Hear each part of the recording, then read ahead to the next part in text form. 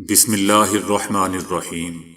السلام علیکم دوستو، دنیا بھر کی خبروں میں آج آپ سنیں گے، لیکن اس سے پہلے اگر ہو سکے تو لائک اور سبسکرائب کا بٹن ضرور دبا لیں۔ شکریہ۔ ایران اور حزب اللہ اور دیگر اتحادیوں کے جواب کے خوف سے دوستو صہیونی حکومت کی معیشت بے حد متاثر ہوئی ہے۔ صہیونی حکومت کے میڈیا کا کہنا ہے کہ صہیونی حکومت حماس کے رہنما شہید اسماعیل ہنیہ اور حزب اللہ کے سینئر کمانڈر فواد شکر کی شہادت کے بعد ایران اور لبنان کی اسلامی مزاحمتی تنظیم کے جواب کا انتظار کر رہی ہے، اور اس جان لیوا انتظار سے اسرائیل کو شدید اقتصادی ضربیں لگ رہی ہیں۔ اسرائیلی میڈیا کا کہنا ہے کہ اس میں کوئی شک نہیں کہ پچھلے 2 ہفتوں میں مارکیٹ گر رہی ہے، بہت سی اقتصادی سرگرمیاں رک گئی ہیں اور دیگر سرگرمیاں عوامی خوف کی وجہ سے تعطل کا شکار ہیں۔ لبنان اور ایران کے ممکنہ حملے کی تیاری کے لیے اٹھائے گئے اقدامات سے اقتصادی سرگرمیاں بہت شدت سے متاثر ہو رہی ہیں، اور اسرائیل میں مختلف اقتصادی شعبے الجھن اور افراتفری کا شکار ہیں۔ صہیونی حکومتی میڈیا کا کہنا ہے کہ کاروبار ٹھپ ہو جانے پر پروازوں اور سیاحتی دوروں کی منسوخی کا بہت ہی نقصان ہو رہا ہے۔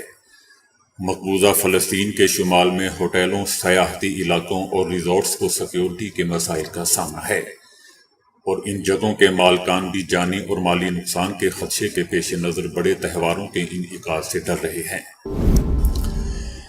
عمران خان نے آکسفورڈ یونیورسٹی کے چانسلر کے انتخاب لڑنے کے لیے درخواست جمع کروا دی ہے۔ عمران خان کی ہدایت پر آکسفورڈ یونیورسٹی کے چانسلر کے انتخاب 2024 کے لیے درخواست جمع کروا دی گئی ہے۔ زلفی بخاری کا کہنا ہے کہ تاریخی مہم کے لیے ہمیں آپ سب کی ضرورت درکار ہوگی۔ آکسفورڈ یونیورسٹی کے مطابق موجودہ چانسلر کرس بیٹن کی جانب سے فروری 2024 میں تعلیمی سال 2023 اور 2024 میں اپنی ریٹائرمنٹ کا اعلان کیا تھا، جس کے بعد اب نئے چانسلر کے لیے انتخابات کے لیے درخواستیں موصول کی جا رہی ہیں۔ آکسفورڈ یونیورسٹی کے چانسلر کا انتخاب دوستوں ممبران کی جانب سے کیا جاتا ہے۔ تمام ممبران یونیورسٹی کے سابق طلباء ہوتے ہیں، تاہم ان امیدواروں کو چنا جائے گا جن کی سماجی خدمات ہوتی ہیں۔ مشہور یوٹیوبر دھرو راٹھی کے خلاف بی جے پی کے لیڈر سریش نکھوا کی طرف سے دائر ہتک عزت کیس کی سماعت کے دوران دھرو راٹھی نے اپنے وکیل کے ذریعے دوستوں جواب داخل کروا دیا ہے۔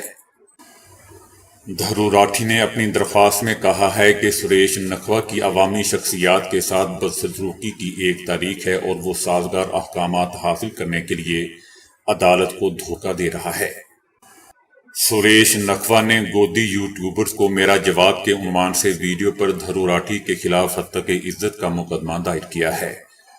دھرو راٹھی نے اپنے جواب میں کچھ ٹویٹس کا حوالہ دیا ہے جس میں سریش نکھوا نے مبینہ طور پر سونیا گاندھی، برکا دت، سہیل سیٹھ اور دیگر کے خلاف نازیبا زبان استعمال کی تھی۔ عدالت اس معاملے میں اگلی سماعت 27 اگست کو کرے گی۔ سریش نکھوا نے الزام لگایا تھا کہ دھرو راٹھی نے انہیں پرتشدد اور بیہودہ ٹرول کہہ کر ان کی توہین کی تھی۔ دوستو، سینئر صحافی اور تجزیہ کار حامد میر کے خود کار گھڑنے والی کہانیوں اور افسانوں پر بات کرنے کو دل نہیں کرتا، لیکن چونکہ آپ لوگ ان کو پسند کرتے ہیں اس لیے مجبوری میں بات کر رہا ہوں۔ اس بندے کی خود کار کہانیاں سن کر دوستو یقین کریں چکر آنے لگتے ہیں۔ بہرحال حامد میر کا کہنا ہے کہ مجھے لگتا ہے کہ سابق army chief general Qamar Javed Bajwa بھی نہیں بچیں گے۔ ہو سکتا ہے کہ کوئی انہیں بچانے کی کوشش کر رہا ہو لیکن وہ بچیں گے نہیں۔ اس خود ساختہ کہانی نویس کا کہنا تھا کہ عمران خان کو جنرل فیض حمید ہی نہیں سابق آرمی چیف جنرل باجوہ بھی استعمال کر رہے تھے۔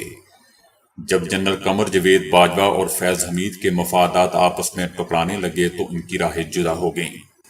حامد میر کا کہنا تھا کہ میرا اب بھی یہی کہنا ہے، ماننا ہے کہ جنرل فیض حمید تحریک انصاف کے کچھ رہنماؤں سے رابطے میں تھے۔ فیض حمید کی گرفتاری سے پہلے پی ٹی آئی کے کئی رہنماؤں نے آف دا ریکارڈ فیض حمید سے شکوے شکایت شروع کیے تھے۔ ان کی گرفتاری سے تحریک انصاف کو فائدہ ہوا ہے کیونکہ general Faiz Hamid P T I کے معاملے میں مداخلت کرتے تھے اور ڈکٹیشن دینے کی کوشش کرتے تھے، لیکن وہ اب بند ہو گئی ہیں۔ حامد میر نے انکشاف کیا کہ پاکستان میں درجنوں ایسے لوگ ہیں جن کا تعلق سیاست سمیت کئی دوسرے شعبوں سے بھی ہے، جو میڈیا میں آ کر یہ بتانے کو تیار ہیں کہ جنرل فیض حمید نے ان کے گھر میں ڈکیتیاں کروائیں۔ ڈی جی ایس آئی ہوتے ہوئے فیض حمید نے پاکستان کے بہت بڑے وکیل کے گھر ڈکیتی کروائی۔ اس پریوں کے دیش سے آنے والے صحافی کا مزید کہنا ہے کہ وہ وکیل جنرل پرویز مشرف کے بغاوت کے مقدمے میں ایک اہم کردار تھا اور اس مقدمے کے حوالے سے کتاب بھی لکھ رہا تھا۔ ڈکیتی کا مقصد انہیں اس کتاب کو لکھنے سے روکنا تھا۔ حامد میر کا کہنا تھا کہ سپریم کورٹ بار ایسوسی ایشن کے سابق صدر نے مجھے بتایا کہ جنرل فیض حمید نے میرے گھر پر ڈکیتی کروائی اور پھر کراچی کے عالم دین کے ذریعے جنرل باجوہ نے مجھے آرمی ہاؤس بلوایا اور سوری کیا۔ حامد میر کا کہنا تھا کہ جس کا مطلب یہ ہوا کہ جنرل قمر باجوہ کو علم تھا کہ فیض حمید کیا کر رہے ہیں، جس کا اعتراف سابق آرمی چیف نے خود وکیل سے کیا کہ آپ کے گھر ڈکیتی ہوئی اور ڈکیت دستاویزات، گھڑیاں اور لاکھوں روپے لے گئے، جس پر وکیل نے جنرل باجوہ سے کہا تھا کہ میری چیزیں تو واپس دلوا دیں، لیکن اسے بھی وہ چیزیں نہ ملیں۔ اس سینئر صحافی کا مزید کہنا تھا، بلکہ اس کو سینئر صحافی نہیں کہنا چاہیے، بچگانہ صحافی کہنا چاہیے۔ بہرحال اس بچگانہ صحافی کا کہنا تھا کہ مسلم لیگ نون کے رہنما حنیف عباسی کو 25 سال قید کی سزا بھی فیض حمید نے کروائی تھی۔ حنیف عباسی کو گرفتار کرنے سے پہلے ملک چھوڑنے اور سیاست چھوڑنے کی پیشکش ہوئی اور کہا گیا کہ آپ کو گرفتار نہیں کریں گے، لیکن جب انہوں نے انکار کر دیا تو انہیں گرفتار کر لیا گیا۔ اس کے بعد حنیف عباسی کے بیٹے نے جب فیصلے کے لیے خلاف پٹیشن فائل کی تو ان کے گھر ایک شخص کو بھیجا گیا اور کہا گیا کہ پٹیشن دائر نہ کریں، آپ کے والد نے باہر نہیں آنا۔ حامد میر کا کہنا تھا کہ میں پہلا صحافی تھا جس نے جنگ میں بھی کالم لکھا تھا کہ قاضی فائز عیسیٰ کے خلاف کوئی سازش ہو رہی ہے، جس پر مجھے عمران خان نے بلا کر پوچھا تھا کہ آپ نے یہ کالم کیا لکھا ہے؟ میں نے کہا تھا کہ مجھے لگ رہا ہے کہ آپ لوگ کچھ کر رہے ہیں۔ اس وقت ارشاد بھٹی میرے ساتھ تھے، جس پر عمران خان نے مجھے کہا تھا کہ میرے پاس معاشی چیلنجز ہیں، آپ بے فکر رہیں، میں جسٹس قاضی فائز عیسیٰ کے خلاف کیس فائل نہیں کر رہا۔ اس خود ساختہ کہانی گڑنے والے صحافی کا مزید کہنا تھا کہ تھوڑے دن کے بعد ایک صحافی کے ذریعے کیس فائل ہو گیا، جس پر میرے پوچھنے پر عمران خان نے کہا تھا کہ میرے اوپر پریشر بہت تھا، جس کا مطلب یہی ہے کہ جنرل فیض حمید اکیلے نہیں تھے بلکہ جنرل باجوہ بھی ان کے ساتھ تھے۔ اسرائیلی میڈیا نے انکشاف کیا ہے کہ نیتن یاہو نے قیدیوں کے تبادلے پر عمل درآمد کے بعد حماس کے خلاف جنگ دوبارہ شروع کرنے کے لیے صدر جو بائیڈن کی حکومت سے تحریری ضمانت کی درخواست کی ہے۔ صہیونی میڈیا نے انکشاف کیا ہے کہ نیتن یاہو نے قیدیوں کے تبادلے کے معاہدے کے لیے نئی شرائط حماس کے لیے نہیں بلکہ وائٹ ہاؤس کے لیے تجویز کی ہے۔ نیتن یاہو حماس کے ساتھ قیدیوں کے تبادلے کے بعد بھی جنگ جاری رکھنے پر اصرار کرتے ہوئے امریکی صدر جو بائیڈن سے تحریری ضمانت کا مطالبہ کر رہے ہیں۔ صہیونی میڈیا کا کہنا ہے کہ طوفان الاقصی آپریشن کے بعد سے اب تک 10 لاکھ صہیونی مقبوضہ فلسطین سے فرار ہو چکے ہیں۔ 10 لاکھ صہیونی مقبوضہ فلسطینی سرزمین سے ان ممالک اور شہروں میں چلے گئے ہیں جہاں سے وہ آئے تھے۔ ان میں امریکہ اور یورپ واپس جانے والے صہیونی بھی شامل ہیں۔ رپورٹ میں کہا گیا ہے کہ حماس کی قیادت میں فلسطینیوں اور غاصب صہیونی حکومت کے درمیان جاری جنگ میں بڑی تعداد میں صہیونی آباد کار مقبوضہ فلسطینی سرزمین سے چلے گئے ہیں۔ اس سے پہلے بھی صہیونی حکومت کے ہی سروے کے مرکز سے JIT کے نتائج میں بتایا گیا تھا کہ مقبوضہ فلسطینی سرزمینوں میں مقیم 29% صہیونی فلسطین سے فرار ہونے کے بارے میں سوچ رہے ہیں۔ 71% صہیونی اپنا مستقبل روشن نہیں دیکھ رہے۔ اس سروے کے رزلٹ بتاتے ہیں کہ 50% صہیونیوں کو طوفان الاقصی آپریشن میں نقصان پہنچا ہے یا ان کے آس پاس کوئی ایسا شخص موجود ہے جسے نقصان پہنچا ہے۔ اس سروے میں شرکت کرنے والے 55% صہیونیوں نے کہنا تھا کہ انہوں نے اسرائیلی قیدیوں کے ساتھ اظہار یکجہتی اور ان کی رہائی کے لیے مظاہروں میں حصہ لیا۔ اس سروے سے اس بات کی نشاندہی ہوتی ہے کہ 84% صہیونی اسرائیلی حکومت کی سفارتکاری سے خوش نہیں ہیں۔ تازہ اطلاعات کے مطابق غزہ میں اسرائیلی فوج کی وحشیانہ بمباری سمیت ایک ہی خاندان کے 15 افراد شہید کر دیے گئے ہیں دوستو، جن میں 9 بچے بھی شامل ہیں۔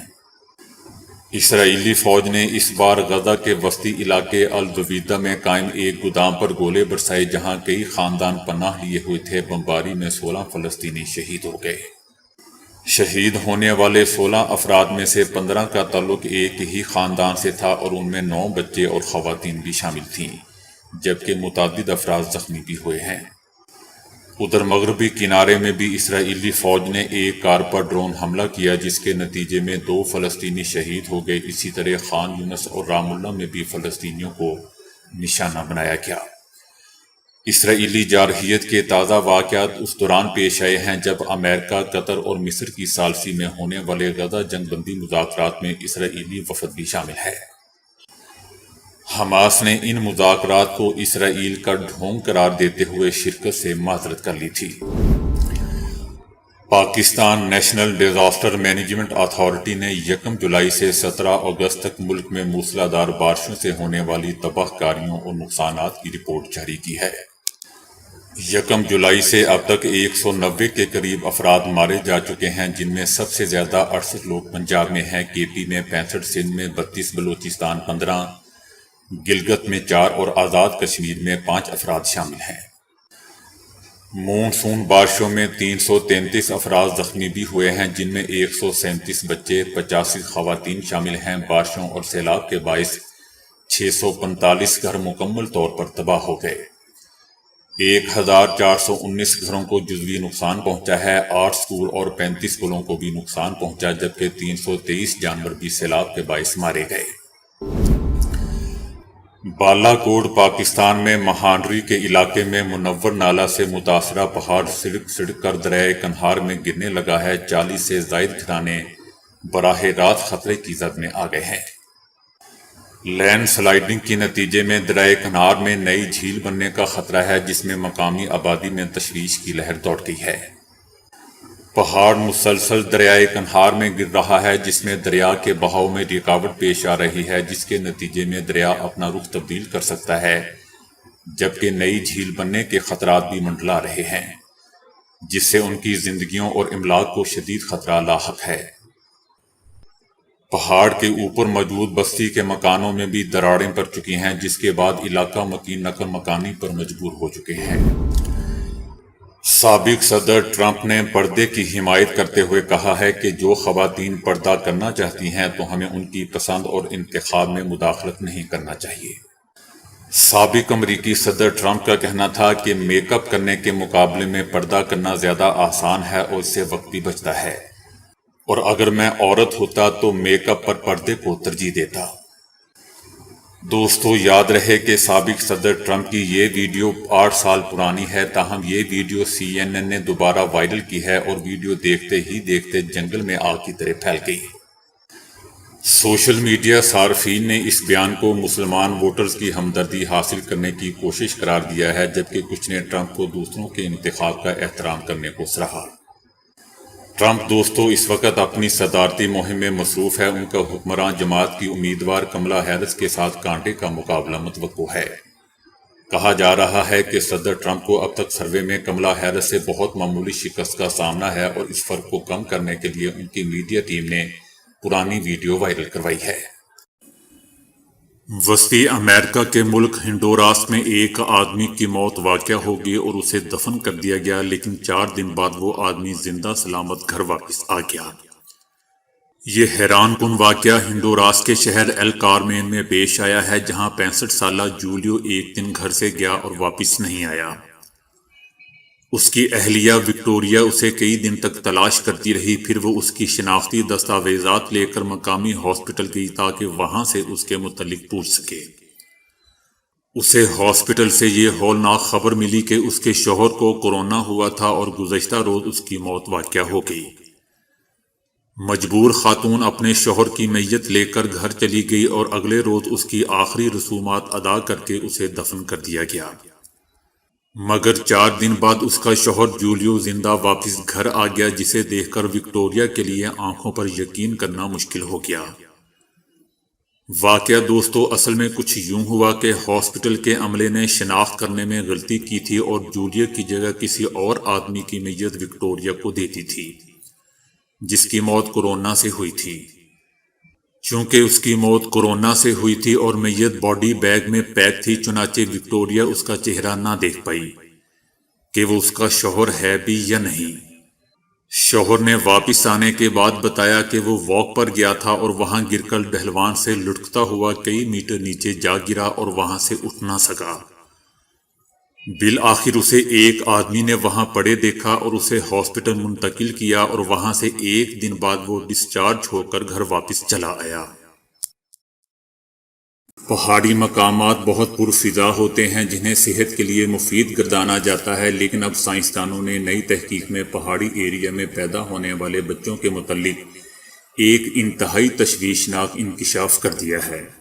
سائنسدانوں نے 60 ممالک کے مختلف طرح کے علاقوں میں پیدا ہونے والے 9.5 لاکھ بچوں کے طبی ڈیٹا کا تجزیہ کر کے بعد بتایا ہے کہ جو بچے سطح سمندر سے زیادہ بلند مقامات پر پیدا ہوتے ہیں ان کا پیدائش کے وقت سائز بہت چھوٹا ہوتا ہے اور زندگی میں آگے چل کر بھی انہیں کئی طرح کے طبی مسائل لاحق ہوتے ہیں۔